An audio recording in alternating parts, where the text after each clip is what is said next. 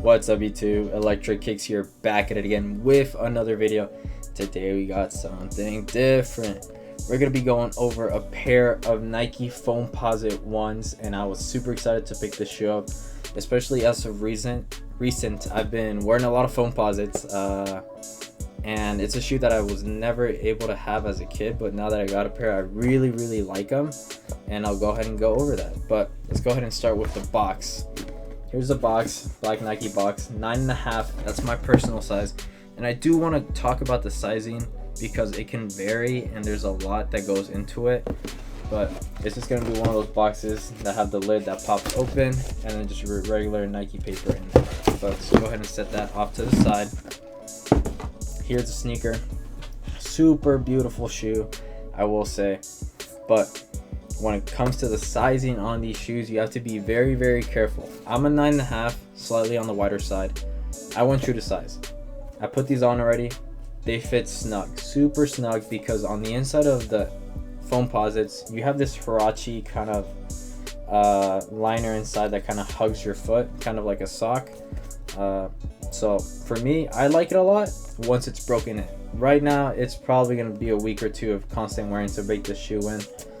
And I will say, if you're a 9.5 or do whatever your size is, go true to size. If you're slightly, or if you're on the wider side or like in between sizes, I will go half size up. But after wearing the Foamposites a lot, they do break in and they do mold to your feet, and I'll go and talk about that as well. But if you guys know me, a lot of people, you see me rock this shoe a lot. This is going to be the CDG Foamposite. I have a size 10 in these. Now I went with a size 10 because 9.5 for some Foamposites fit a little bit snug at the toe box, but this shoe fits super good, comfortable, has a little bit of room, which I do like, but these fit fine. Now I do also have a pair of Foamposite Pros, so these are the ones have different traction, but essentially the upper is the same except with that Nike logo. These are a 9.5. These also fit great. These are, as you can tell, a lot more broken in than the CDGs. These fit fine. These fit comfortable with my foot, but it really depends. You want that looser, a little bit more relaxed fit, go with a size 10 if you don't want to worry about breaking them in.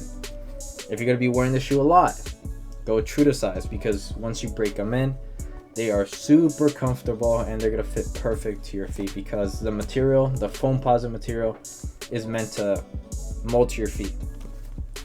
But yeah, that's that on sizing. I want to touch on the retail. These shoes retailed at $240. That is expensive for a sneaker. I will say it's pricey. Jordan 11s retail at $220, or is it $225 now? So that just kind of goes to show that this is probably one of those shoes that have a higher retail on them. But yeah, I still think it's worth it. It's a very nice shoe. These shoes are tanks. They can take anything, rain, dirt, mud. People live by the Foamposite line, and people only wear Foamposites. I know people that strictly, this is a shoe that they wear every day. And I've seen shoes that are run down to the ground, but it takes years and years because people wear this shoe a lot. Super nice shoe. Starting with the outsole, we do have that icy outsole, herringbone traction. I will say the traction is pretty good. Even if you use these to hoop, I do know a lot of people that do hoop in Foamposites. I've tried hooping in my Foamposites. It's not the best for me personally, but I will say it still does provide a lot of support, comfort, and the shoe looks big and bulky and heavy. It's actually not that. It's big and it is a little bit bulky, but on feet, it's something about it. It's kind of that sleek, kind of slimmer design on the foot. It's really weird, but they're also not that heavy. I want to say it kind of weighs like a Jordan 11. And you know, those can be a little bit on the heavier side. Some people still hoop in Jordan 11s, but I feel like you're getting the comfort more of like a Jordan 12 with like a sock inside like the Hirachi. So a little bit interesting. We do have that carbon fiber plate on there as well. That's going to be for support and like shock absorbance. Now going on to the upper is that Foamposite material, and this is where it can get very interesting. it looks like a hard plastic, but it's actually soft and a little plush. You can actually press on it. And when this material heats up from like wearing it throughout the day, it does become a little bit softer and a little bit more foldable, and that's where the molding comes in. So wear them a lot, they'll break in and actually mold a little bit to your feet. So that's one thing I do notice with my Foamposites that I wear a lot, and I'm hoping to break these in as well, but it will take some time. Going on to the back tab, we do have that 1 cent logo on there. So this colorway right here, Penny Hardaway, he used to wear this shoe a lot.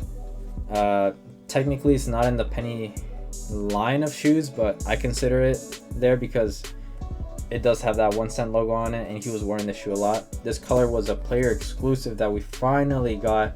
It's gonna be almost identical, just slight variations on there. Do have that leather on there, but it's gonna be that very like synthetic leather on the eyelets.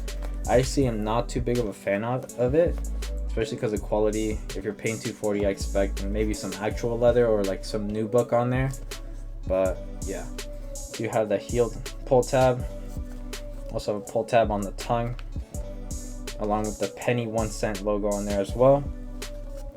The laces go all the way down to the toes, so you can get a very custom fit to it. If you want it tighter around there, you can tighten it up there, loosen it up. So that's one thing I do like about this shoe. You can get that all around adjustment all the way to the bottom of your toe. So that's why I love Foamposites. That's where the comfort comes in as opposed to other sneakers. Going on to the insole, do have Nike on there as well. No extra laces, but for me, I think just the single black laces are fine on them. The material of the laces, kind of like not flat laces, but a little bit of round. Not like Jordan 11s, which are rope laces, but just regular laces right there. Nike check around the eyelet. But yeah, overall, very nice shoe. I'm very excited to actually wear this shoe a lot. But I'll go ahead and give you guys an on-feet look.